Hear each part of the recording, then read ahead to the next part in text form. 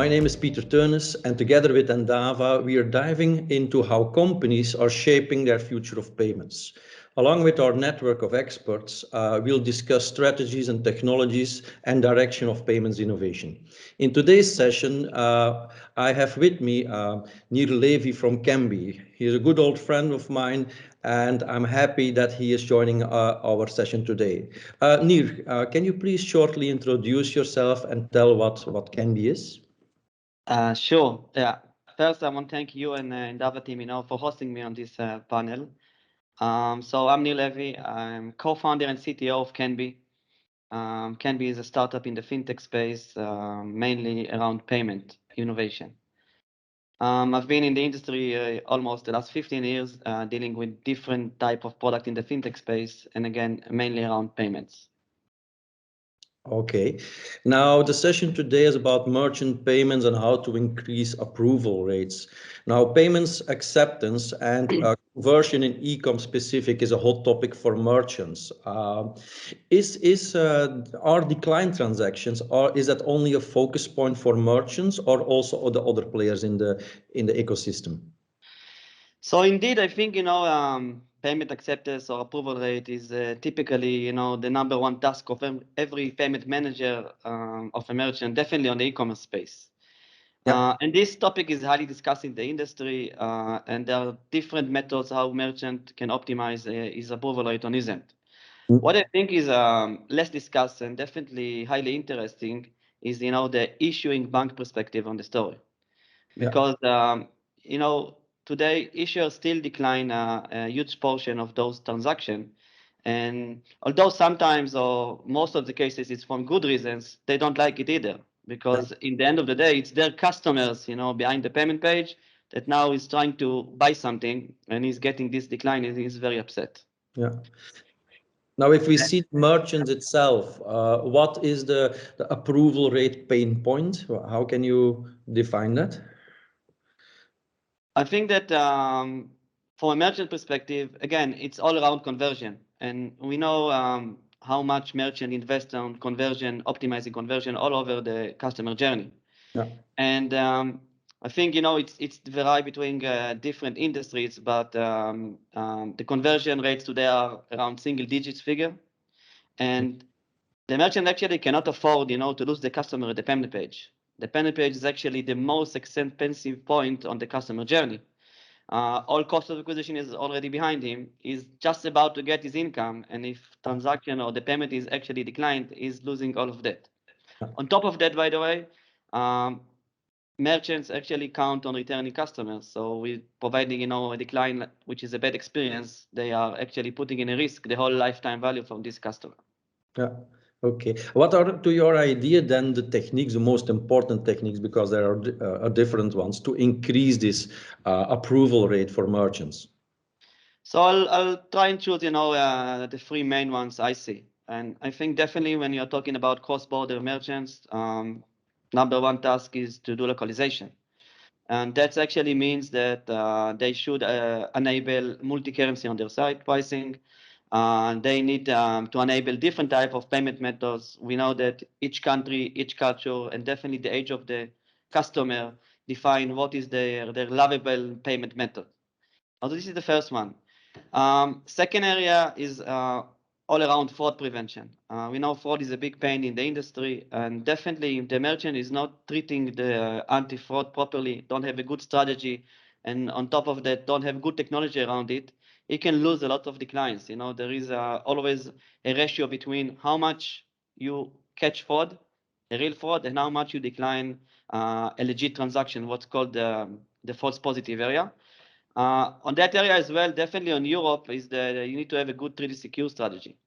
Because now that, PSD2 SCA is enforced, again, this is another area that you can lose conversion. And last but not least is actually choosing the right payment provider. So, it's starting from having an acquirer who know how to map correctly your transaction. An example for that would be card on file indication that definitely when it comes to the issue can help you with the conversion. But then definitely you need to have the right acquirer for the right country. You need to have a payment provider or a gateway that can allow you to have multiple acquirers and smart routing technology between them. Yeah. Now you just in the beginning mentioned that issuers also have suffer or have impact from declined transactions. Can you elaborate on that?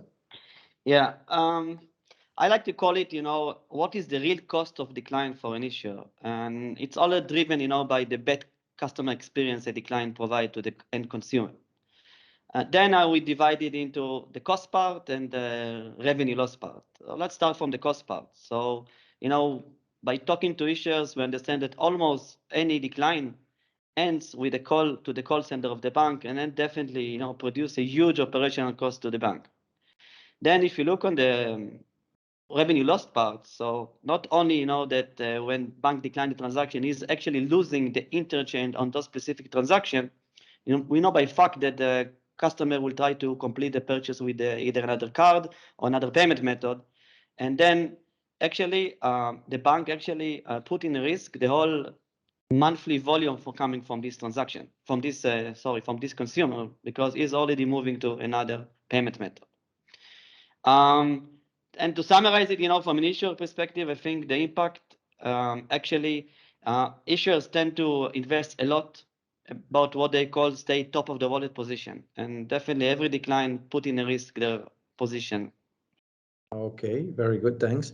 Now, do you then see for issuers also strategies to deal with this impact of declined transactions, to avoid it, let's say, and to stay top of wallet? Yeah, definitely. So I'll start again. I like the merchant side. There is always fraud issues on the issuer side as well. So again, having a good anti-fraud strategy, having good technology that have a good ratio between the false positive and catching or reducing fraud.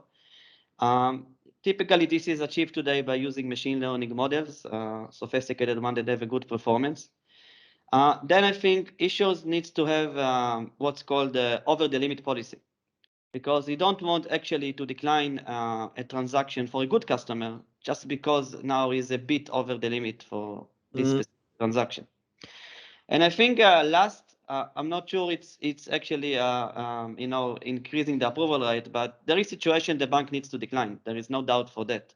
So I think to reduce the impact, it's all about how proactively they communicate with the customers in real time, update them that the transaction was declined because of either non-sufficient funds or either suspect of fraud and stuff like that. Now, yeah, okay, that's very interesting. Now, we're already to our last question, and the last question is a little bit broader from you. You're the CTO of a fintech company, co-founder of the fintech company. What is the most important point for you when you build a modern payments platform? What's the focus in that? So there's always, three factors I'm taking into account, as a CTO building a new fintech platform. And the first one is uptime. The industry expects today to what is called 5 nines SLA. In order to meet 5 9 SLA, you need to have fully redundancy on all layer of technology. You need the ability to scale fast, and you need to have good monitoring in place. But not only the tech side of the story, you need to build a good processes around it in order to when an alert comes in, you need to know what to do it in real time.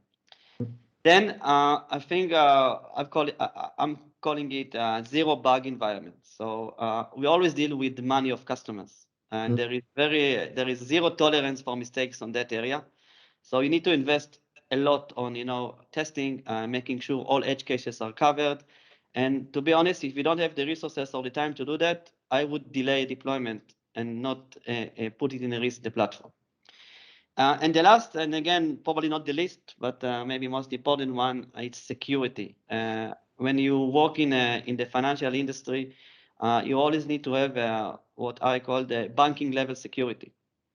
Yes. And that's actually, it should be part of your organization DNA. It starts from the ideation phase, taking into account different security aspects, and it runs through the whole life cycle of the development, even up to production when you monitor stuff.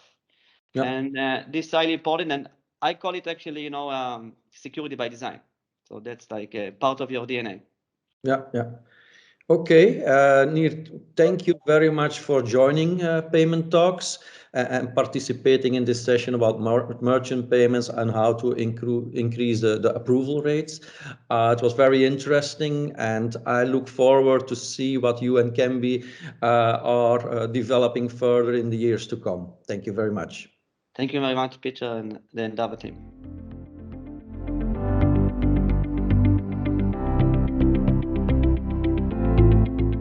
Thanks for viewing this second episode of the Endava videocast called Payment Talks. In this second episode, we discussed how to increase approval rates, one of the most important subjects in today in e-commerce. In this closing, I want to highlight a number of statements done by Nir. First of all, he highlighted that higher approval rates is not only a subject that's linked to the merchant, but for sure also to the issuer. And secondly, he discussed a number of techniques at merchant side and issuer side, how to increase these approval rates.